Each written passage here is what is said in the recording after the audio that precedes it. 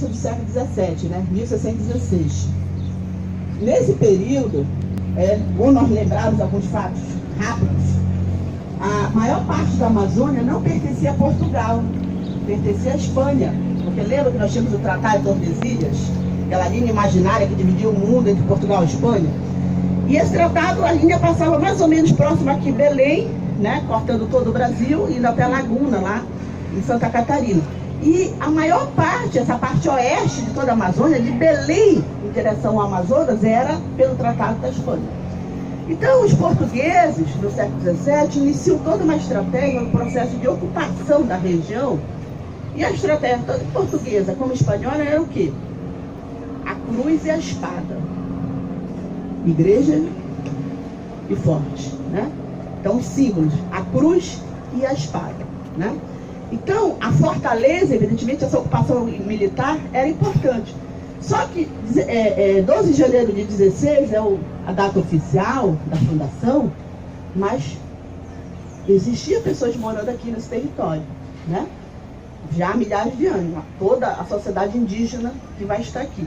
Então, teria que ter uma preocupação que esse processo de ocupação pudesse, né, fincar fortalezas, mas teríamos também que, de alguma forma, controlar essa população que estava aqui, os indígenas. E a estratégia utilizada pelos portugueses e espanhóis vai ser justamente a entrada dos religiosos, né, com a desculpa de fazer todo o processo de catequese, de torná-los, né, civilizados. Então foi um encontro bastante devastador para essa população. Até hoje os arqueólogos, eles estimam, né?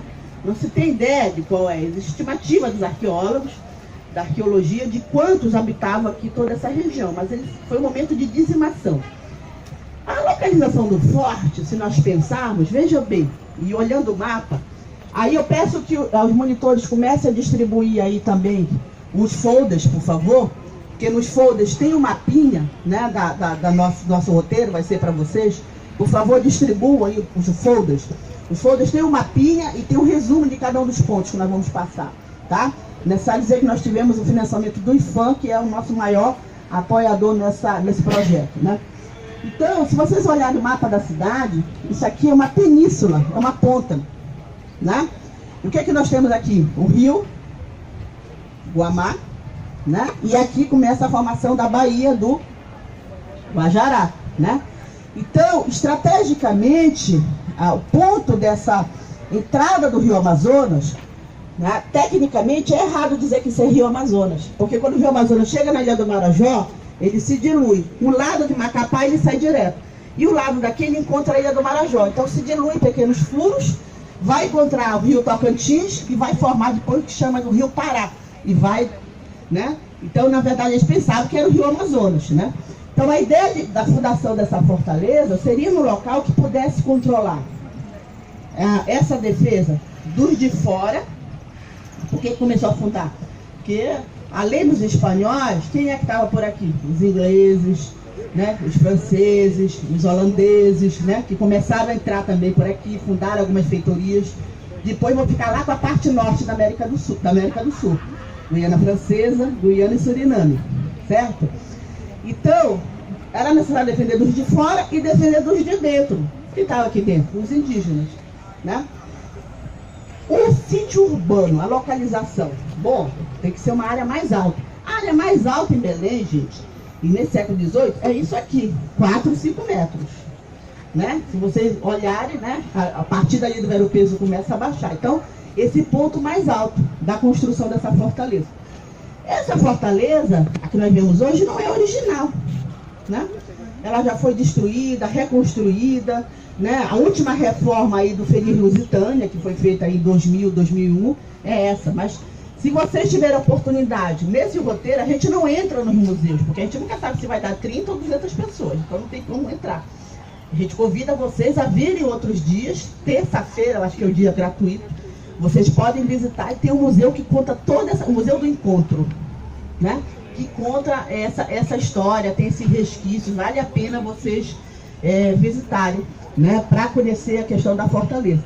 Na Amazônia, a gente tem algumas fortalezas que não são ainda da época. Por exemplo, a maior e a que mais representa esse período é a fortaleza de São José do Macapá, conhece? Lá na frente de Macapá. Que ela ficou intacta, né, recuperada, até porque Macapá sempre ficou, né, meio marginal o restante do processo, então conseguiu manter lá, né? Mas aqui ela já foi construída, reconstruída várias vezes, né? Então essa estratégia da fortaleza, o primeiro elemento. A outra estratégia, a entrada dos religiosos, inicialmente os jesuítas, que vão construir um colégio, né? Onde hoje está aqui o Museu de Arte Sacra, vão construir um colégio e vão construir uma igreja, né? A igreja de Santo Alexandre. A primeira capela, né? A primeira capela, em homenagem à nossa, a idolatração inicial vai ser a Nossa Senhora da Graça, vai ser aqui dentro, né? Depois que vão transferir ali, né, no século, já no século XVIII, onde está a catedral. Aquela imagem que tem ali em cima da catedral não é de Nossa Senhora de Nazaré, né? Então, quer dizer, e a padroeira de Belém não é Nossa Senhora de Nazaré, tá? É Nossa Senhora da Graça, tá? A padroeira do Pará é Nossa Senhora de Nazaré, né? Então, veja bem, essa questão do político, né, do Estado e da igreja como importante ao processo do controle. Diria que nossos amigos portugueses, tem algum português presente? Não.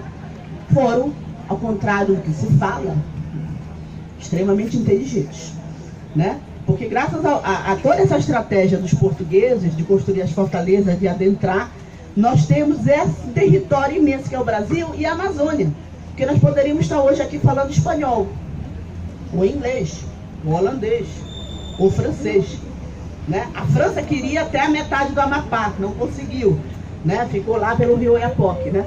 Então, para nós entendermos o que é hoje a nossa cidade, entender essa geografia, por que a cidade nasce aqui, nós temos que entender esses elementos, né? Desse contexto internacional e mesmo nacional, porque nesse período nós éramos uma colônia, né? Em 1616. Ainda com sede lá em Salvador, vai ser importante. Belém vai ser importante, né? Por quê? Porque logo vão se descobrir que adentrando aí o Rio Amazonas, a floresta, vão encontrar o quê? As drogas do sertão, que não são as drogas atuais, né? São as ervas que existiam em sertão, no interior da floresta, né? Que vai ter valor no mercado internacional. Muito bem. Então tinha que ter uma forma de controle, um ponto de controle. Bom, vamos criar uma casa do haver o peso, haver com H, né? A casa do haver o peso ficava ali em frente, onde fica ali a pedra do peixe, né? O ver o peso, isso ali é novinho aqui no mercado, é do início do século XX. A casa do haver o peso já existe lá desde 1627, né? Como instituto. Por quê? Era nela que se controlava o que entrava e saía.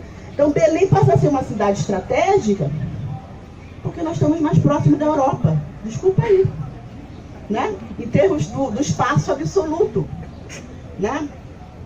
Então, o outro elemento importante para nós entendermos isso, porque hoje ainda nós chiamos, né, essa influência portuguesa muito grande, é que sempre, todos esses 3 primeiros séculos, 17, 18, 19, até início do 20, a nossa relação de primeiros 2 séculos vai ser muito direta com Portugal. Logo em seguida vai se criar, né, o que seria a capitania, né, uma capitania do Maranhão Grão-Pará, porque São Luís era no início mais importante. É de São Luís que veio a expedição aqui para fundar Belém, né? Mas como Belém passa a ter essa importância, logo em seguida se cria do Grão-Pará e Maranhão, capital Belém. E depois separa Maranhão, né, do Grão-Pará, né? Isso aí nós estamos falando já no século XVIII, século seguinte, né? Então Belém vai ter essa importância estratégica na circulação mais rápida, porque nesse momento nós não tínhamos circulação aérea, então evidentemente que era a circulação de barco. Então se cria também o estado do Grão-Pará, né? A capitania, o estado do Grão-Pará. Nós tínhamos o estado do Brasil, que a sede era lá em Salvador, que é todo o restante do Brasil, e tínhamos um estado aqui quase que independente, né? Que era, a sede era aqui em Belém, que tinha relação direta com Lisboa. Então ninguém ia para Salvador, e depois ninguém ia para Rio de Janeiro resolver nada. Então essa influência portuguesa vai ser muito grande. Ao ponto de quando houve a independência, nós não queríamos ser independentes, né? Nós fomos os últimos a aceitar essa independência. Vocês sabem qual é o dia que comemora a independência do Pará? 15 de agosto, os professores sabem, né? 15 de agosto, o historiador já descobriu o documento que é 16, a data certa, mas enfim, 15 e 16 de agosto, que os paraenses diziam, não, nós não somos brasileiros, nós não temos identidade, nós somos portugueses, né? Então, isso está marcado, né? Está marcado no nosso patrimônio material, né? Nessas edificações dos fortes, né?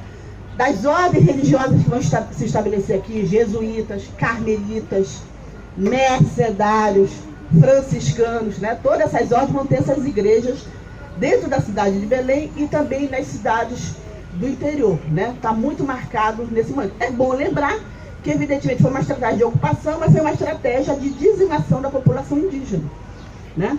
Porque se nós temos hoje uma cidade portuguesa, uma cidade com elementos de uma cidade italiana, porque o Antônio Holanda esteve aqui, uma cidade com elementos de uma cidade francesa, porque teve o período da Belle Époque, da borracha, né? As praças, os grandes boulevards. Uma cidade hoje com cara americana, né? Doca de Souza Franco, grandes edificações. Antes de tudo, é uma cidade amazônica, que nós estamos do lado, na entrada do Rio Amazonas, do lado de uma baía, embaixo do Equador, na entrada da floresta. Ou chove todo dia, ou chove o dia todo, né? Então, todo esse processo de construção ao longo desses 400 anos teve que dialogar com a natureza, inclusive a própria arquitetura. As nossas casas portuguesas com pé muito alto, né? Não tinha ar-condicionado, né? Tinha que ter alguma estratégia para a questão da ventilação. Também a utilização de elementos da natureza. Se vocês entrarem e visitarem o Museu de Arte Sacra, se utilizava a goma da gurijuba, né? Um peixe, para fazer a colagem das pedras, né? Então, esses arquitetos, durante esse período, tiveram também que dialogar com a questão da natureza. Mesmo um roteiro, um projeto como esse, eu jamais vou marcar 13h, né? Eu estou fazendo minha pós lá em Curitiba, eu faço roteiro 13h. Mas aqui eu jamais vou marcar 13h. Ou a gente vai derreter no sol, ou vai levar chuva na cara. Não é verdade? Então o pessoal reclama, agora eu tive 8h30 muito cedo, tem que ser, né? Porque daqui a pouco já vai estar muito quente, né? Então, são elementos da natureza que vão dialogando com esse processo de construção desse patrimônio, que fazem parte, né, também do nosso cotidiano. Vamos marcar a reunião depois da chuva, né? Então, a chuva, eu diria que é o nosso patrimônio também, né, imaterial, faz parte nesse diálogo.